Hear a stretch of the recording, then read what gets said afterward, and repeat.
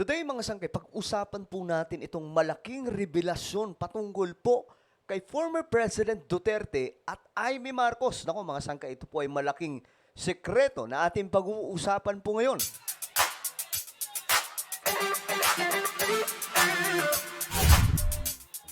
Hello, what's up guys? Kamusta po kayong lahat? Usapang politika tayo. Eto, pag-usapan po natin itong matinding revelasyon mga sangkay na mismo si PRRD ang nagsalita nito. No? Though dininay po ito ni Amy Marcos mga sangkay. Ngayon, pag-usapan po natin. But anyway, before tayo magsimula, paki-subscribe po muna yung ating YouTube channel. Ayan, tayo po ay 1.4 million road to 2 million subscribers na. Parami po tayo ng parami dito sa YouTube. So kung ikaw ay hindi pa po nakakapag-subscribe dito sa ating YouTube channel, ang gawin nyo lamang, i-click nyo po yung subscribe button sa baba ng video na to, i-click nyo yung bell at i-click nyo po yung all. At sa mga nanonood naman po sa Facebook, i-follow nyo po yung ating Facebook page. Sa lahat ng mga Solid Sangkay, mag-comment po kayo sa ibaba ng hashtag Solid Sangkay kasama po ang inyong mga lugar para magkakilala po tayo dito sa YouTube. Alright guys, eto kasi ngayon mga sangkay. Ito ay malaking impormasyon na ngayon aalamin po natin kung gaano katotoo ito mga sangkay. Okay? Alamin po natin kung ito po ay totoo o hindi. Ito, mga sangkay. Sabi po dito, itong nag-post na Filipino Future, si Duterte ang walang utang na loob sa mga Marcos. Oy, sounds interesting. Why? Di ba, pinangangalandakan mga sangkay ng mga DDS, ng mga yellow DDS na ang mga Marcos daw walang utang na loob sa mga Duterte sapagkat sinasabi mga sangkay na ito daw po ang nagpalibing kay Apu Lakay sa libingan ng mga bayani. Ngayon, mga sangkay, ito. Diretso po tayo. Noong 2016, ipapalibing niya raw si Apu Lakay pag naging presidente siya. Kapalit yan ng boto ng mga loyalista at mga Ilocano. Nakuha niya ang mga boto ng mga Ilocano at milyong loyalista at naipalibing si Ferdinand E. Marcos sa libingan ng mga bayani. Sa desisyon ng Supreme Court, again, sa desisyon ng Supreme Court, ang pagpapalibing, para po sa inyong kaalaman, ang pagpapalibing kasi kay Ferdinand E. Marcos ay naaayon mga sangkay sa ligang batas natin. Okay? At desisyon din po ito ng Supreme Court. Alam niyo kung bakit, mga sangkay? Kasi siya po ay isang sundalo.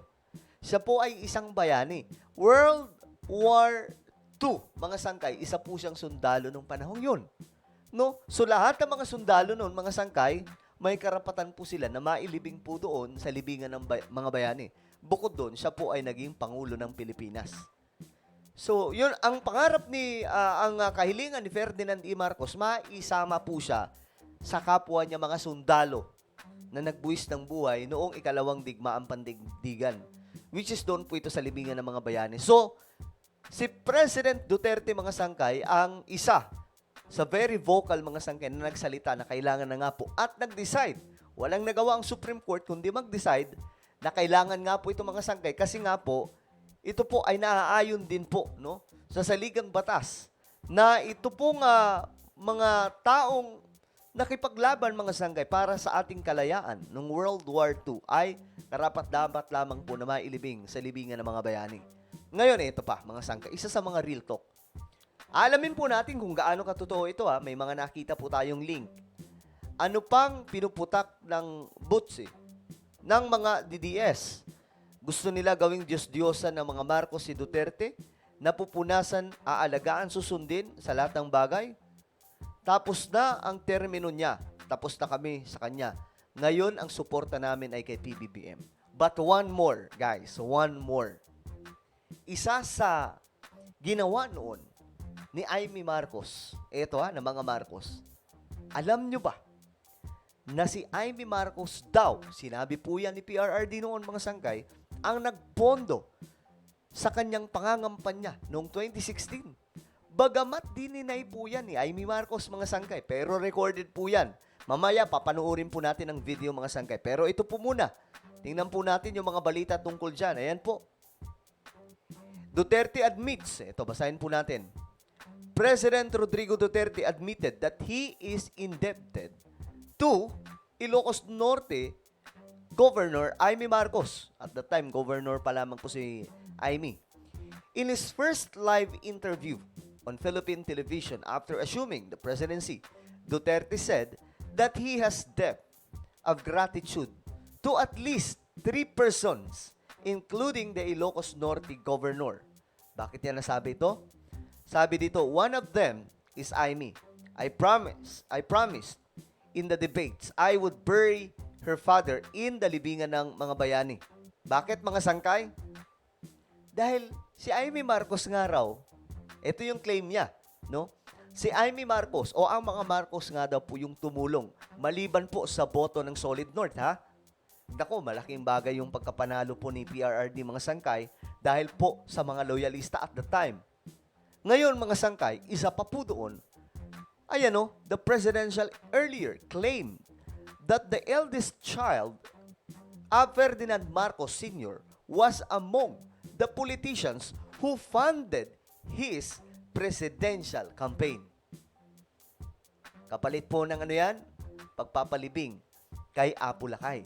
Sa madaling sabi mga sangkay, pag pinag-usapan ang utang na loob, mas may utang na loob sila dating Pangulong Rodrigo Duterte pala kay Aimee Marcos o sa mga Marcos mga sangkay. However, he did not declare the younger Marcos as a campaign donor in his statement of contributions. Okay. Sabi po dito, ayan mga sangkay, ito po yung mga statement niya during that time. Ngayon, naibalita din po yan, syempre, yung best friend natin, yung Rappler. Dininay daw po ni Aimee Marcos, yung pagkukontribute niya ng pera sa pangangampanya ni PRRD at the time. Pero alam niyo mga sangkay, ito pansinin niyo, kahit po yung Marcos wealth, hindi po inaamin. Di ba, ng mga Marcos? Hindi po talaga nila aaminin yan mga sangkay. Malaking pera yan. Diyos mo yung maka-question na naman sila dyan. Pero totoo po yung Marcos wealth, di ba? Kaya nga po may mga kaso sila about sa Elgatin wealth. Dahil recorded po yan, mga sangkay. At ngayon, ang palaisipan, mukhang may nangyayari ngayon na patungkol po sa Marcos wealth. No? Tandaan nyo, may Maharlika Fund, mga sangkay. Or tinatawag po ito na Sovereign Wealth Fund, na ngayon ang tawag po ay Maharlika Fund, na pwede po natin i-connecta mga sangkay sa Marcos wealth na mukhang nangyayari na po. No? Abangan lamang po natin mga sangkay kasi marami pong project ngayon. Malulula po kayo sa sobrang daming project ni PBBM this 2025. Ngayon, ito ang ebidensya dyan mga sangkay. Panoorin po natin. Ito po yung Rappler. President Rodrigo Duterte's statement of contributions and expenditures doesn't list Ilocos Norte Governor Aimee Marcos among his contributors. Duterte earlier said Marcos helped fund his presidential bid, with Marcos even borrowing money to fuel his campaign. Diba? Sabi po dito, Marcos even borrowing money to fuel his campaign. Nangutang pa daw si Aimee Marcos para po talagang maipanalo yung pangangampanya ni PRRD at that time. Under its rules, the Commission on Elections considers incomplete SOCs as not filed. Failing to file the SOC bars winning candidates from taking office. But it is unclear how this applies to winning candidates like Duterte, who've already taken his oath Panoorin po natin yung statement ni Tatay Digong. of office. Sino sa inyo nagsuporta sa akin? Ayan ha, dito ni-reveal niya ulit.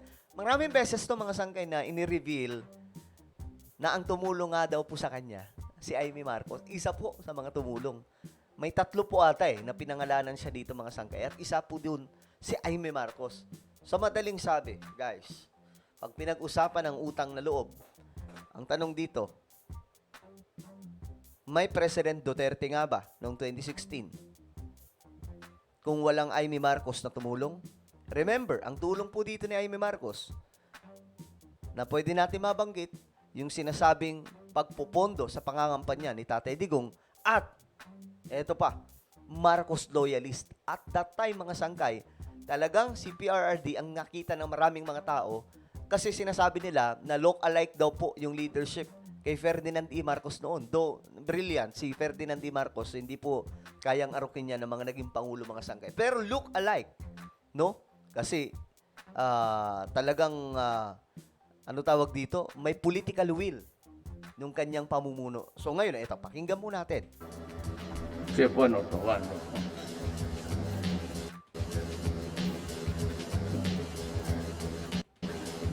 Ilan lang? 4, 5, 6? Wala akong barangay captain. Wala akong congressman. Wala akong pera. Si Emmy pa ang nagbigay. Oh. You see, mga sangkay? Eto, bagamat hindi inamin ni Amy Marcos, no? Pero, guys, we know, kung kilala niyo po si Tatay Digong, no? Gets nyo na kaagad yan, mga sangkay. Sabi niya, inutang daw niya. Duterte Diba? So ngayon, ang tanong, sino ang may utang na loob? Mga Marcos o mga Duterte? Ako, for me, my own opinion, parehas mga sangkay. Kumbaga, wala pong utang na loob parehas eh, kung tutuusin. Kasi kapalit po noon, pagpapalibing po kay Ferdinand E. Marcos sa libingan ng mga bayani. Nabagamat ang Supreme Court ang nag-decide, mga sangkay, pero napuwersa po sila kasi constitutional naman, sinuportahan pa ng presidente. Di ba? Walang nagawa ang Supreme Court kundi ipatupad yon, mga sangkay. Pero, tandaan po natin, wala pong Duterte ng 2016 na mananalo kung walang campaign donor na sinasabi po na si Amy Marcos. At, syempre, yung pwersa ng loyalista, mga sangkay. Kung wala pong mga loyalista, kasi ang loyalista, hindi lamang po yan Ilocos Norte. Buong Pilipinas po yan, kahit po yung Mindanao. Marami pong loyalist at that time. Up to now, marami pa naman. Pero at that time talaga, grabe yung movement ng loyalist. Akala ko nga ang tatakbo si President BBM. Pero hindi. Nag-vice president siya at that time. So, you see, mga sangkay? Ngayon, kayo ang tatanungin ko. Ano ang opinion nyo tungkol po dito? Sa malaking sikreto ni PRRD at Amy Marcos. Sino sa tingin nyo ang may utang na loob? Sa tingin nyo ba may President Duterte kung walang Amy Marcos noong 2016? I-comment nyo po sa ibabang inyong mga opinion. Meron po tayong YouTube channel. Ito po isang Revelation. Hanapin nyo po ito sa YouTube, guys. Dito nag-upload po tayo ng mga mahalagang content tulad po namang nangyayari sa ating mundo related po sa Bible prophecy. Nako, magugustuhan nyo po yung mga content natin dito. Alright? So, ayun. I-click nyo po yung subscribe, i-click ang bell, at i-click nyo po yung all. Ako na po ay magpapaalam. Mag-iingat pong lahat. God bless everyone.